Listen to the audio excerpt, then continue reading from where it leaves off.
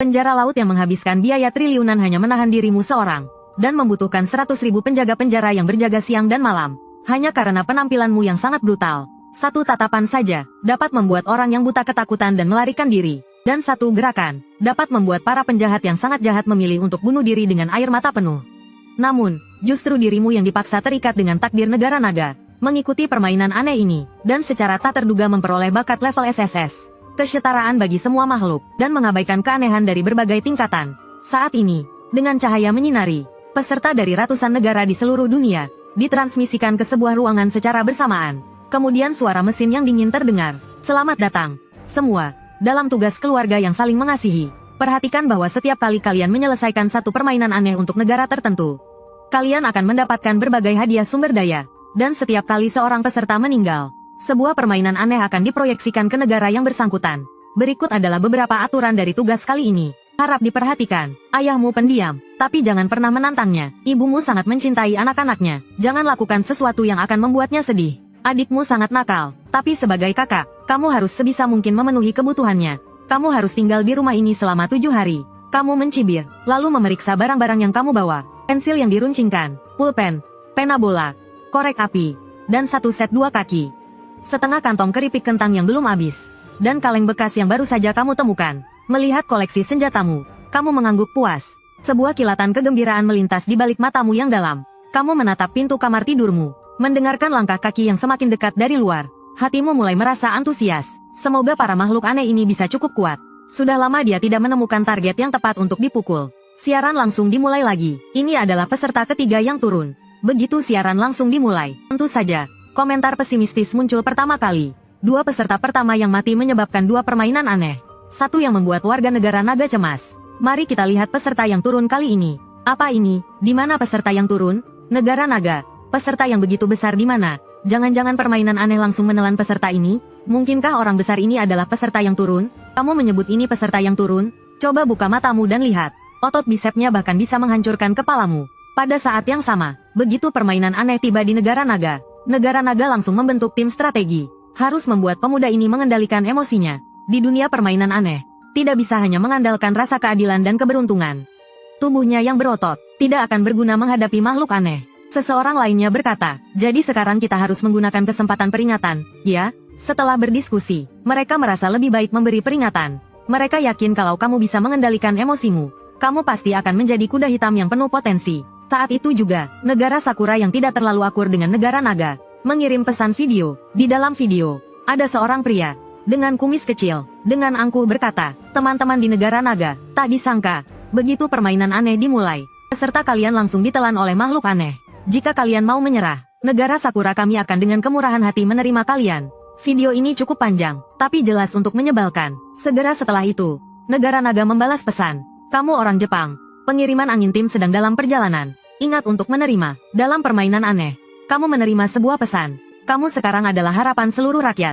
Kami tahu kamu memiliki pendirian dan kemampuan, tapi jangan biarkan emosi mengganggu rasionalitas. Makhluk aneh paling ahli dalam hal ini. Melihat pesan di layar, kamu tahu ini adalah peringatan dari negara, agar negara merasa tenang.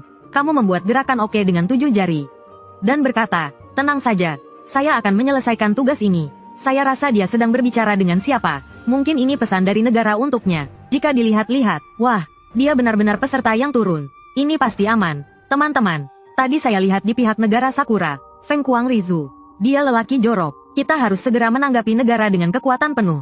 Telingamu bergerak sedikit. Kamu mendengar langkah kaki di pintu berhenti. Sekejap kemudian terdengar suara ketukan di pintu. Kemudian suara seorang anak laki-laki yang ceria terdengar. Siap untuk makan. Pintu terbuka. Suara ceria itu terdengar lagi. Saya mau bola basket. Belum selesai berbicara, suaranya tiba-tiba terhenti. Anak kecil itu miringkan kepalanya. Tapi bukan karena sedang berpura-pura lucu, melainkan karena lehernya terputus. Ada jahitan yang jelas terlihat di atasnya. Namun sekarang salah satu sisi terbuka. Ujung benangnya sangat mencolok. Begitu pintu terbuka, hantu kecil langsung tertutup oleh bayangan besar. Melihat di depannya, makhluk besar yang tampaknya garang. Dia seperti ayam yang dipelintir lehernya. Tidak bisa berkata apa-apa. Pada saat yang sama, hati hantu kecil itu sangat kalut. Apa benda ini? Monster berbadan besar ini adalah saudaraku? Pada saat yang sama, kamu juga melihat dengan aneh makhluk kecil yang kurus ini. Hantu kecil yang kurus. Ini yang disebut makhluk aneh? Udara terdiam beberapa detik. Kamu membuka mulut lebih dulu. Ingin berkata sesuatu. Hantu kecil langsung terkejut. Dia baru sadar. Meskipun makhluk besar di depan menakutkan, dia tetap hanya manusia. Saya ini makhluk aneh. Kenapa harus takut padanya? Dengan bangga, dia mengangkat kepalanya dan berkata dengan sombong. Saudaraku, saya mau bola basket. Belikan saya. Beli bola basket. Apakah kamu ingin juga celana dungari? Mau saya bawa kamu untuk buat model rambut? Kamu sama sekali tidak takut dengan penampilan hantu kecil. Justru kamu tersenyum dan bertanya. Hantu kecil berpikir sejenak dan berkata, bukan tidak bisa, tapi tidak terlalu besar. Pikirannya memang banyak. Kamu mengangkat tangan dan meletakkannya di kepala hantu kecil. Dengan tidak peduli kamu berkata, tapi aku bahkan tidak punya uang. Mungkin aku akan belikan kamu tongkat. Begitu kata-kata ini keluar, wajah hantu kecil langsung berubah drastis. Menunjukkan gigi tajamnya. Dengan suara seram dia berkata, jika kamu tidak belikan aku, maka aku akan ambil kepalamu dan jadikan bola basket. Begitu suaranya selesai, hantu kecil membuka mulut dan hendak menggigit tanganmu. Suara keras terdengar. Terlihat lenganmu yang kuat, seperti berubah menjadi bayangan. Detik berikutnya, kepala hantu kecil berputar seperti gasing. Berputar dengan cepat. Wah, apa yang sedang terjadi? Begitu ceroboh orang ini. Aku tadi kira dia lebih aneh dan khawatir.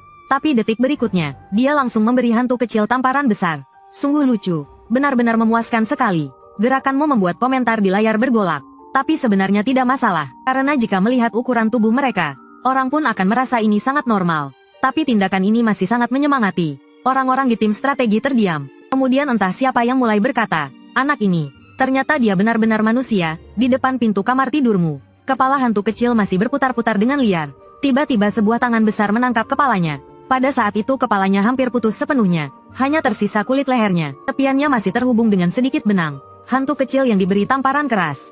Kepalanya dikendalikan olehmu. Ketika matanya kembali melihat wajahmu yang gelap dan suram, dia langsung menggigil. Matanya mulai menjadi jernih. Anak kecil, kamu mau ngapain? Kamu menatap hantu kecil dan berkata, ada bau orang mabuk di sini. Hantu kecil itu langsung terasa gemetar. Mengeluarkan aura gelap. Terlihat air hitam mengalir di lantai. Pansnya basah. Sepertinya dia sudah ketakutan sampai mengompol. Melihat benda yang ada di depan pintu kamar, kamu mengernyitkan dahi. Sementara itu terdengar langkah kaki tergesa-gesa. Apa yang sedang kamu lakukan? Suara tajam dan menyayat terdengar. Kamu mengangkat kepala, melihat seorang wanita berpakaian gaun putih yang dipenuhi darah. Masuk dari dapur menuju ruang tamu. Sekarang dia sedang menatapmu. Wanita itu tampak sangat menyeramkan. Rambutnya berantakan, kulitnya pucat kebiru-biruan, matanya hitam, dan kukunya merah tajam. Cakar di ujung jarinya dan cairan merah yang menetes. Tampaknya sangat menakutkan. Melihat wanita ini, hatimu mulai terguncang sedikit. Apa yang kamu lakukan pada adikku? Wanita itu menatapmu tajam, dengan kepala hantu kecil yang sedang dia pegang. Mungkin karena kamu tidak menjawab. Dia bertanya lagi, sambil melangkah mendekat ke arahmu. Seperti semacam hitung mundur. Begitu dia sampai di sini, dia akan menggunakan cakarnya untuk merobekmu. Namun kamu sama sekali tidak khawatir. Bahkan merasa wanita ini jelas ahli dalam hal ini. Lihatlah gerakan penekanannya yang sangat terlatih. Seperti seorang veteran film horor. Apa yang sedang aku lakukan? Tentu saja aku sedang memegang kepalanya. Dengan mata yang tajam, kamu menatap wanita itu. Dengan suara yang tegas dan penuh keyakinan. Kamu bilang, bagaimana kamu menjadi seorang ibu? Kepala anakmu hampir terlepas dan kamu tidak tahu. Seandainya aku tidak menangkap kepala sialan ini, kepalanya sudah hilang. Melihat ini, kamu bahkan sampai mengompol, kan? Mendengar perkataanmu, wanita itu tiba-tiba kehilangan kekuatan. Dibandingkan dengan sikapnya yang penuh ancaman sebelumnya. Sekarang seperti dua sosok yang berbeda. Hantu kecil menyadari ibunya datang. Dia ingin membalas dendam dan melapor pada ibunya. Namun baru saja membuka mulut, dia langsung kamu tatap. Hantu kecil langsung menutup mulutnya. Ketakutan akan tamparanmu yang menakutkan masih terbayang jelas. Entah itu tamparan yang hampir merenggut nyawanya, atau tubuhmu yang sekuat binatang buas. Itu semua memberikan trauma besar pada hati kecilnya. Untuk keselamatan dirinya, dia merasa lebih baik diam. Setelah menakuti hantu kecil, baru kamu membuka mulut lagi. Kamu seharusnya melakukan apa? Kamu bahkan tidak tahu bagaimana cara menjadi ibu. Wanita itu mulai gemetar. Tubuhnya bergetar. Tak ada kata yang keluar dari mulutnya. Cakar itu terus bergerak di depan matamu. Sepertinya dia akan menangis. Menangis. Menangis. Hanya tahu menangis. Apa yang bisa kamu lakukan dengan menangis? Menangis ada gunanya. Kamu melihat wanita itu tetap tidak bertindak. Seperti marah. Kamu berteriak padanya. Ya, maaf. Begitu kamu berteriak, wanita itu langsung mulai terpojok. Cepat beritahu saya di mana jarum dan benangnya. Aku akan menjahit leher anak ini. Setelah itu, kamu bersihkan pintu depan. Kamu bisa merawat anak, tapi tidak bisa membersihkan. Jarum dan benangnya ada di kamar gadis kecil. Saya akan ambil pelmop. Wanita itu baru saja sadar. Terus mengangguk-angguk, sambil berbalik dan berjalan ke kamar mandi, sambil menunjukkan ke arah pintu kamar. Di ruang siaran, penonton yang melihat wanita itu pergi, yang tadi tegang menunggu untukmu, akhirnya bisa menarik napas lega. Barage, komentar, kembali bergerak lagi. Astaga, itu monster apa tadi? Terkejut sampai saya nggak bisa bicara. Sepertinya dia bukan sekadar ceroboh. Ternyata dia juga pintar. Kenapa ibu hantu bisa berubah begitu setelah teriakanmu? Saya bahkan nggak tahu siapa yang lebih aneh sekarang. Ini semua karena petunjuk yang diberikan saat cerita hantu dimulai, yang menyebutkan ibu hantu sangat mencintai anaknya. Kamu memanfaatkan ini dan menyerang lebih dulu. Ditambah dengan tekanan dan aura yang menakutkan. Dan nada bicara yang tidak terganggu sedikit pun. Waktu membuat otak aneh ini. Cepunya jadi bingung. Tapi kamu memang gak sederhana. Metode yang kamu pakai memerlukan ketahanan mental yang sangat kuat, kecepatan reaksi yang sangat cepat, dan kemampuan berpikir yang cukup fleksibel. Sebagai pemimpin yang merendahkan, saat ini, sepertinya ini adalah keberuntungan bagi negara kita. Kamu banyak bicara. Aku ikut dengan kamu. Bro, cepat cek ruang siaran Xiao Rizi. Mereka juga kena ketok pintu. Ruang siaran Mad Sunrise di negara Sakura. Mad Sunrise, saat ini, di sebuah kamar tidur yang hampir sama dengan milikmu. Suara ketukan pintu yang terus-menerus terdengar dari luar, serta suara kecil dari seorang anak laki-laki. Kak, kamu lagi ngapain? Ayo keluar. Makan sudah siap. Apa kamu mau bikin mama marah?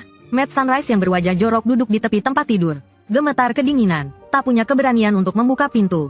Melihat perilaku Mad Sunrise yang gemetar, beberapa orang dari Sakura yang baru kembali dari ruang siaran Longguo, tak bisa menahan keluhan. Sialan Mad Sunrise, kamu lagi ngapain sih?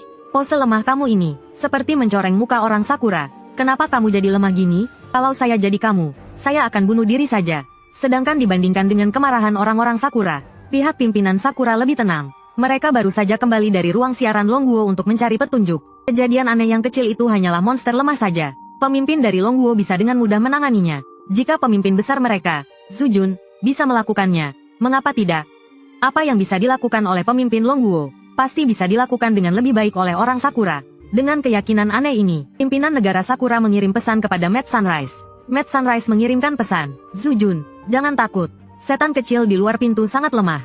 Melihat pesan ini, Mad Sunrise langsung tersenyum lebar. Ekspresinya pun berubah menjadi sombong. Kemudian, dia berbalik dari posisi cemas dan turun dari tempat tidur. Di luar pintunya juga, ada setan kecil dengan kepala yang hampir terlepas. Melihat wujud mengerikan si setan kecil, Mad Sunrise merasakan degupan jantungnya. Namun segera teringat dengan pesan dari negara. Ini membuatnya semakin percaya diri. Kak, belikan bola basket yang aku mau, kata setan kecil. Mad Sunrise menatap dengan tajam, memicingkan mata ke arah setan kecil. Dengan tatapan bengis dia berkata, anak kecil, kamu terlalu tamak. Kamu mau mati atau apa? Katakan saja. Mad Sunrise mengangkat tangan dan siap memukul setan kecil. Namun setan kecil di depan mata, tidak seperti yang dia dengar. Ternyata tidak selemah itu. Tiba-tiba, mata setan kecil berubah menjadi mengerikan. Dari tubuhnya muncul asap hitam. Mulutnya yang penuh dengan taring terbuka lebar. Seketika menggigit 3 jari Mad Sunrise. Mad Sunrise menjerit kesakitan dan mundur dengan cepat. Namun setan kecil sepertinya tidak berniat melepaskannya. Setelah menggigit 3 jari itu, setan kecil melangkah mendekat, sambil berkata, kalau kamu tidak mau belikan aku bola basket, maka aku akan memotong kepalamu. Saat itu, Mad Sunrise langsung mengambil keputusan. Dengan cepat berlutut di depan setan kecil. Dengan keras ia berteriak, maaf, saya salah. Setengah hidupnya dilatih dengan semangat tukang yang gigih. Maka tiba-tiba, sinar emas menyinari tubuh setan kecil, dan dia kembali ke keadaan semula. Sepertinya setan kecil itu memaafkan Mad Sunrise. Orang sepertimu, lemah sekali, ingin melawan aku, setan kecil berkata dengan nada merendahkan. Tapi, karena kamu begitu tulus minta maaf. Ya sudah, kali ini aku maafkan. Mad Sunrise mengangguk-angguk dengan cepat, tidak berani membantah. Bahkan sampai sekarang, dia masih belum berani berdiri. Namun, dalam hatinya dia menggerutu. Sial, apa yang dipikirkan oleh para pemimpin Sakura? Apakah mereka tidak tahu bahwa aku sebagai penurun? Jika aku mati, mereka juga tidak akan lebih baik. Semangat tukang yang saya pelajari sepanjang hidup, dapat mengatasi serangan aneh dengan mengendalikan amarah. Tapi dalam satu Dunggeon, hanya bisa digunakan 3 kali. Kenapa aku harus kehilangan satu kesempatan sekarang? Keparat, kenapa ini bisa terjadi? Katanya setan kecil itu tidak berbahaya. Ini penipuan. Penipuan, kejahatan dari Dragon Country. Kenapa mereka tidak memikirkan kebaikan umat manusia, tapi malah menipu pemimpin negara lain? Sungguh menjijikkan, lucu sekali. Saudara kita yang tampak bodoh, tapi ternyata berani dan cerdik, dengan kekuatan yang tak terbendung. Sementara Sakura yang satu ini tampaknya bodoh, tapi benar-benar ceroboh dalam bertindak. Sungguh bodoh, tertawa. Kita bisa melihat betapa tampannya saudara kita, tampaknya kasar. Tapi ternyata dia punya keberanian dan kecerdikan untuk menaklukkan keadaan.